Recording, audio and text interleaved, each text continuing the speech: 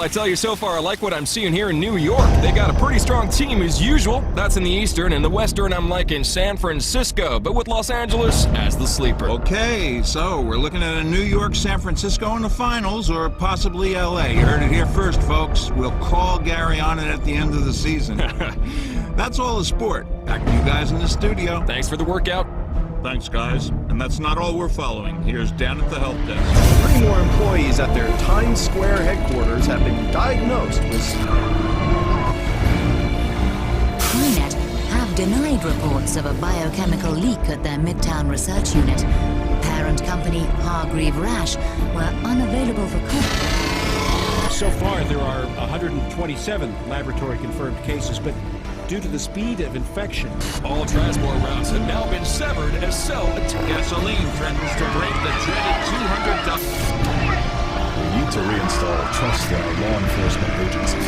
Where is our military?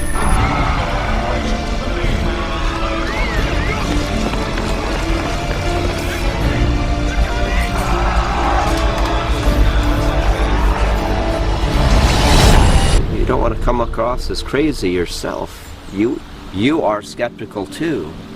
But now I have something. I have something in my hand that cannot be explained in any other way. Where the hell did this come from? This should not be. This should not be for another 1,000 years. This is so advanced.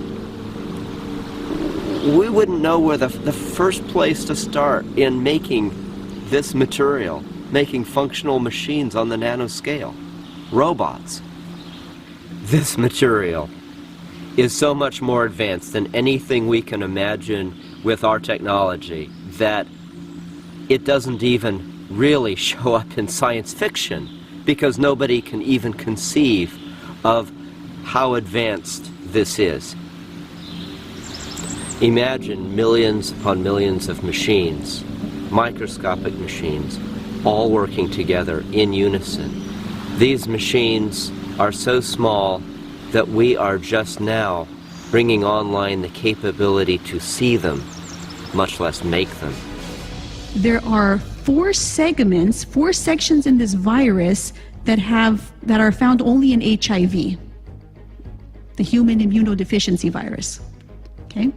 So we've only seen this 2 other times in the world, in HIV, in one of the viruses created in the Wuhan lab by Dr. Shizheng Ling, and now this one.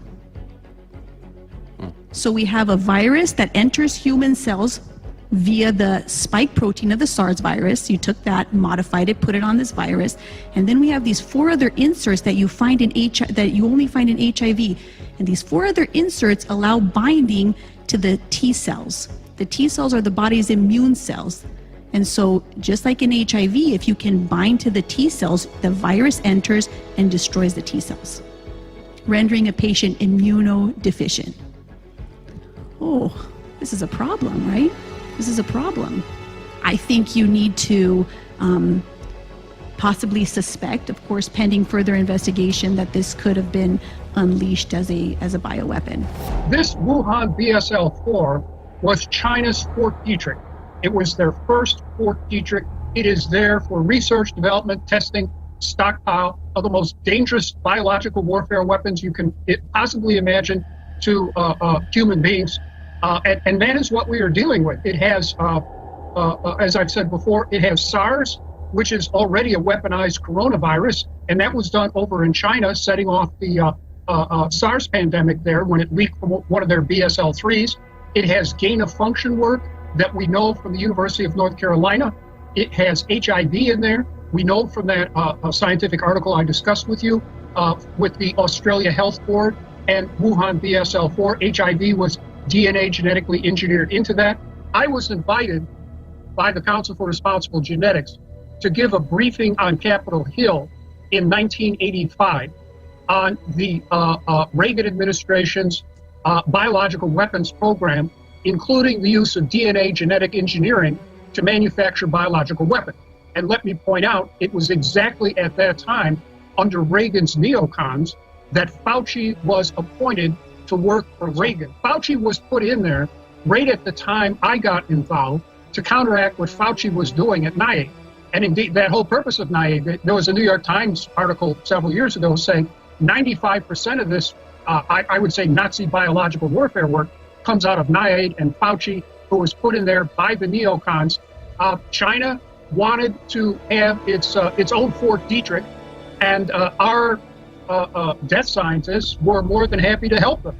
These people, I want to make it clear, I'm not using the word treason here because that has a definite meaning in the U.S. Constitution and federal criminal law. I was originally hired here to teach criminal law for several years. But these people are traitors. Harvard was a sponsor of that Wuhan BSL-4. Your associate just had it on there, right? And in addition, then, this Harvard let the chair of their chemistry department to go over to Wuhan to set up his own laboratory in Wuhan. He is a specialist in nanotechnology. And it was already reported that over in Wuhan, he was applying nanotechnology to chemical matters and biological matters. So I suspect that what happened here was that he applied nanotechnology to what later became COVID. That is why that MIT scientist determined that it could travel 27 feet in the air. That's why it's so infectious. It's so small. It's nanotechnology. It's domination and control, population reduction, the Nazi philosophy of useless eaters that was condemned in the Nuremberg judgment of 1946. I mean, we know Gates is a eugenicist and a genocider. That's a matter of public record. If we know Revelations 13, we know that there's a mark of the beast that's to come. Yeah, now, many have said that the mark of the beast comes in the form of, modern day version would be a microchip. And so you've had this outcry from the evangelical communities and really from many communities saying, hold on, we have Bill Gates, he's sitting in front of us, and he's telling us that we are going to have an electronic certificate of immunity, right? There's been so much backlash, so much push that Bill Gates has actually had to come out and say, no, I'm not referring to a microchip, although he does own a company that makes microchips, right? I'm not referring to a microchip.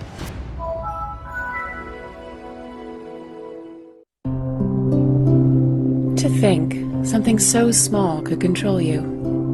And everything you do. When your life and all you love are on the line.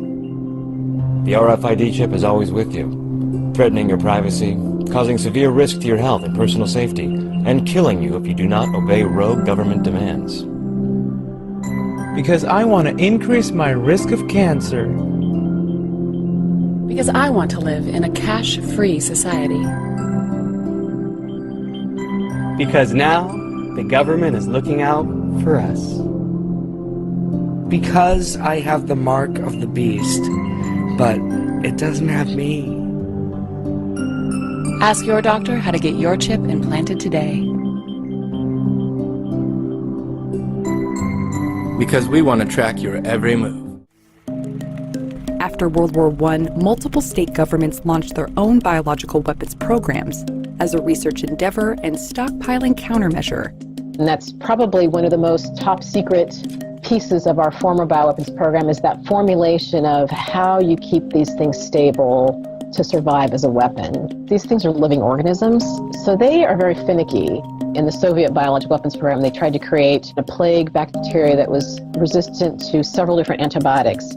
They created this super duper plague weapon, but actually it was a horrible weapon because it would just die. They couldn't have it survive in the environment. With this focused experimentation, scientists ended up creating enough bioweapons to kill every person on the planet. But the thing about it is that if you look at the list, it's all the most corrupt nations on the earth who have these bioweapons labs. So you've got like Sierra Leone. Sierra Leone, they burn tires around people's heads. You have Liberia. To Liberia, they have these are the worst nations. So why do we do this kind of stuff in these other nations? Why? What are we doing exactly in Libya? We're doing bio-research. Okay, but the and who's doing this bio-research? Who's in charge of it? The US. The people who are in charge of it. The name of the program is the Cooperative Biological Engagement Program of the Defense Threat Reduction. Again, it's We So got it's Department Chin. of Defense. This is coming out of the Yeah, Department it's of the DARPA though is the guy who's the main.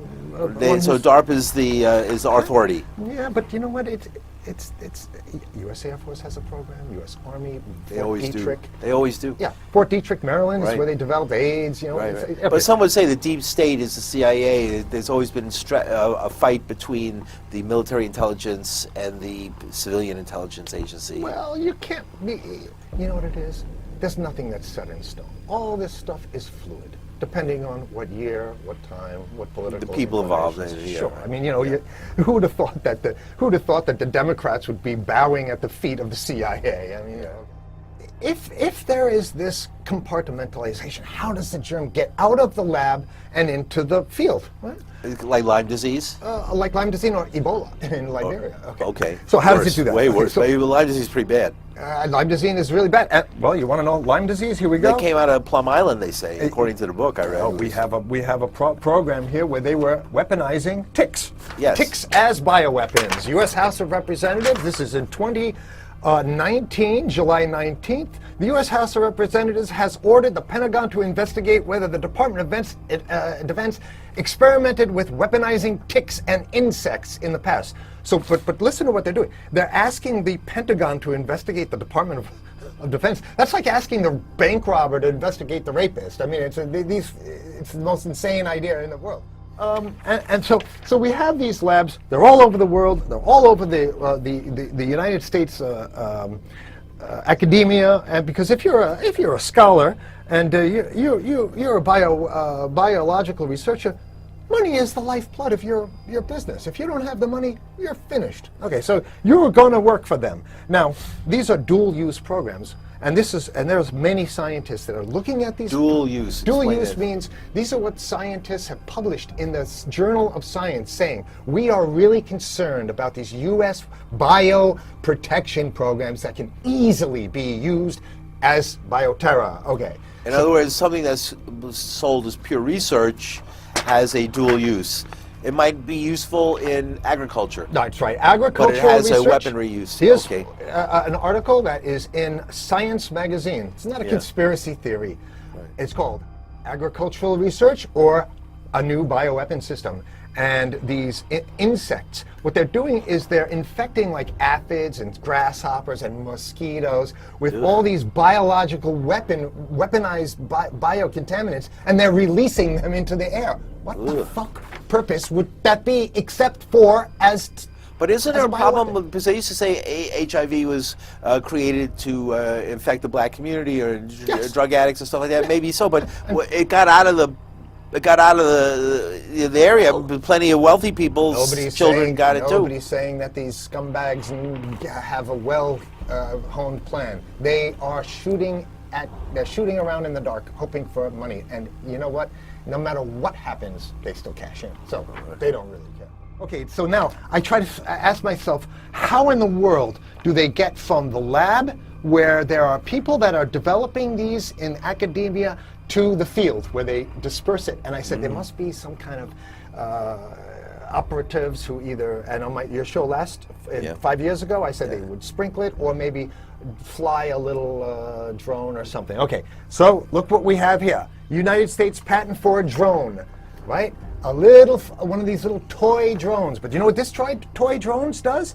It's a toxic mosquito aerial release drone. Okay.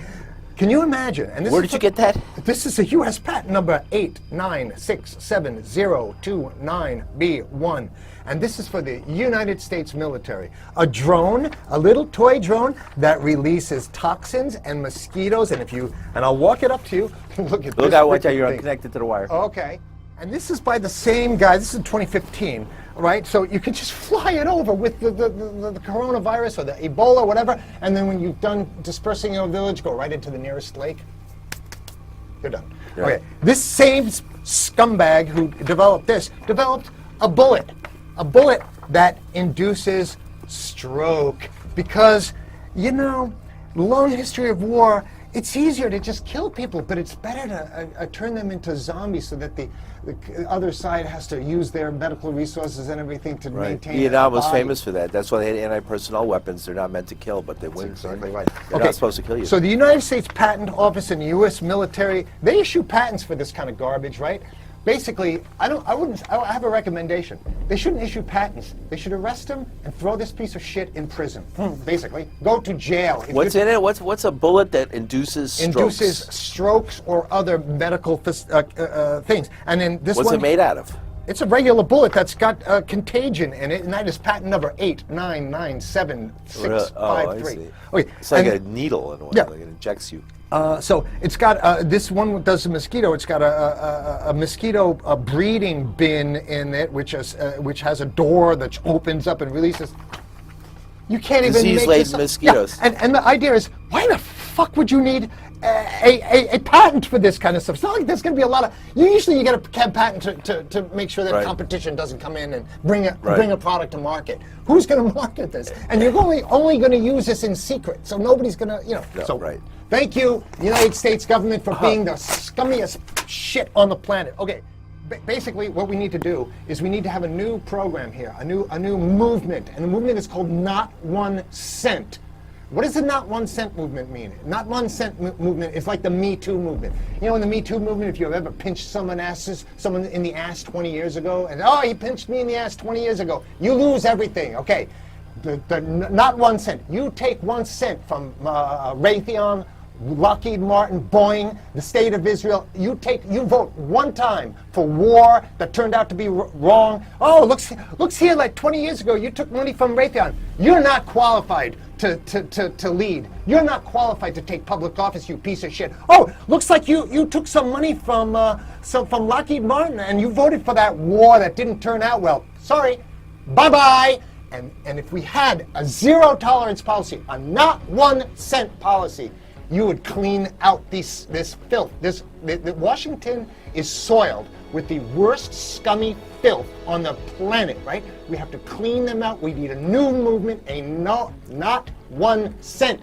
And guess what? Because when you take money from Israel, when you take money from Lockheed Martin or Boeing, Northrop Grumman or Raytheon, you work for them. That's how it works. We know that Bill Gates has given $10 billion to the World Health Organization over the next 10 years for the development of vaccines and for implementation in developing countries. We know that a vaccine will be developed. In the next year plus, we will have a vaccine on the market. I think, I would caution with a new vaccine. And the reason I would caution with a new vaccine is because you really want to see the safety of this vaccination. Yeah. And the reason I say that is it's not our first rodeo with a vaccine for these types of viruses. So you have the H1N1, and the vaccine that was developed for the H1N1 gave people significant neurologic disorders. And so that's really something that was really an alert. The SARS vaccine, they developed the SARS vaccine. That was a big problem with the SARS vaccine because it created significant immune reactions in patients that were given, in animals that were given, and patients that were given this vaccine. And so I would say certainly you have to really proceed with caution and look at you have to again look at the entire profile of a vaccine and all the implications, but certainly proceed with caution